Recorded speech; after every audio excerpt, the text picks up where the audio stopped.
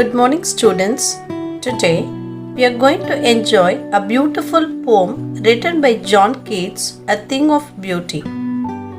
Before we begin with the poem, let us know a little about the poet John Keats. John Keats was born on 31st October 1795 and died on 23rd February 1821. He was one of the main figures of the second generation of Romantic poets, and along with him, the other famous poets were Lord Byron and P.B. Shelley. Although his poems were not generally well received by critics during his lifetime, his reputation grew after his death. So, by the end of the 19th century, he had become one of the most beloved of all the English poets. He had a significant influence on a diverse range of poets and writers. The poetry of Keats is characterized by sensual imagery, most notably in the series of odes.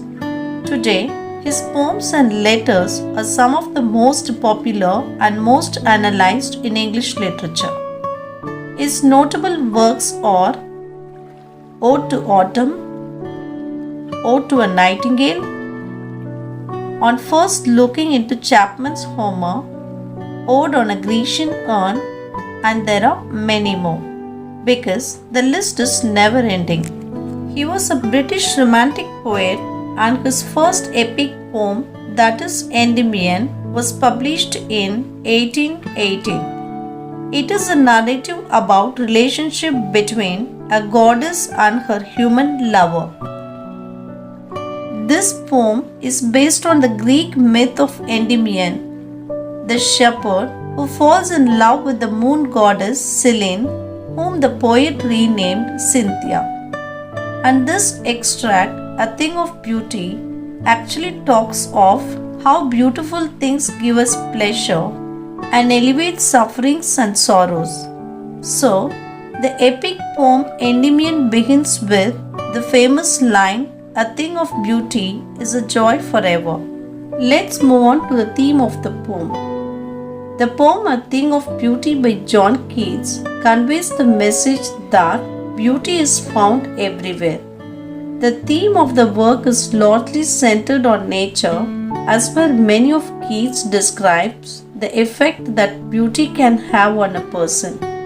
According to Keats, this beauty never diminishes and its effect is felt long after it is gone.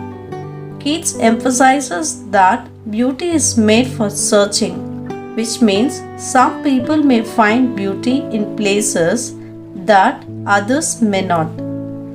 Now, let me begin with the explanation of the poem line by line. Line number 1 to 5 go like this. A thing of beauty is a joy forever.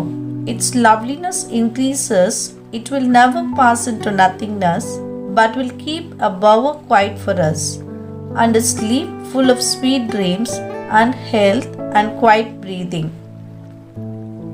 So, in these lines, the poet says that a thing of beauty can give us everlasting joy. Its loveliness never fades from our imagination, rather it increases, because our imagination keeps on adding new colors to it. It will never pass into nothingness. It always remains fresh in our memory. It serves the purpose of a quiet bower for us. Here, bower is basically a shady place under the trees. So, a thing of beauty serves the purpose of a quiet bower for us, and we can move into this bower whenever we like. In other words, in moments of sadness, we can recall the beauty of that object and be happy again. Its memory will lead us to a gentle sleep full of sweet dreams. It will keep us healthy and give us all peace that is required. Line number 6 to 13 go like this. Therefore, on every morrow are we wreathing a flowery band to bind us to the earth. Spite of despondence of the inhuman dearth, of noble natures of the gloomy days, of all the unhealthy and over-darkened ways, made for our searching. Yes, in spite of all, some shape of beauty moves away the pall from our dark spirits. So, here the poet says that it is beauty alone which keeps going on the earth. Beauty is a kind of flowery band that binds us to this earth. Morrow is basically the next day after the present one, that is tomorrow. And wreathing means covering or surrounding. So, it is beauty that keeps us moving from one day to the next day. There is so much to greet in the world, but beauty makes it possible to live here. There is depression and dejection all around. There are very few people who have really a noble heart. Man's life is all gloomy. There are many mysterious happenings that man fails to understand in spite of all his attempts. But in spite of all these unhappy things, man continues to live on this earth. And the poet says that it is only because there are some beautiful things also in the world. It is the beauty of these objects which takes away the gloom from our sad hearts. Children, please go through the words and its meanings given in the next line. Line number 13 to 19 go like this. Such the sun, the moon, trees old and young, sprouting a shady boom. For simple sheep and such are daffodils, with the green world they live in, and clear rills, that for themselves a cooling covert make, gainst the hot season the mid-forest break, rich with a sprinkling of fair musk rose blooms. So, here the poet lists some of the beautiful things that add some charm to this, otherwise sad lives of this earth. He says that there are the beautiful sun and the moon, there are big and small trees which give pleasant shade to the gentle sheep, and then there are lovely daffodils with all the green world in which they live. There are clear streams which make cooling coverts along their course to protect themselves from the hot season. Then there are also low-lying plants in the middle of the forest with the lovely white roses growing among them here and there.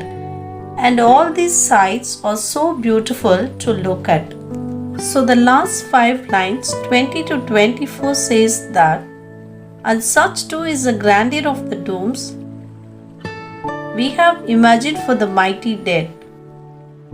All lovely tales that we have heard or read, an endless fountain of immortal drink pouring unto us from the heavens spring. So, continuing with his list of the beautiful things, the poet says that we imagine magnificent rewards by God on the day of judgment. For those mighty men of the world who are now lying dead in their graves, we think of those grand rewards and are filled with happiness. Then there are lovely tales of olden days that we have heard or read. The poet calls all these beauties as endless fountain of immortal drink that heaven itself is pouring down for us. In other words, God Himself has created these beautiful things for us so that we can derive joy from them during our life on this earth.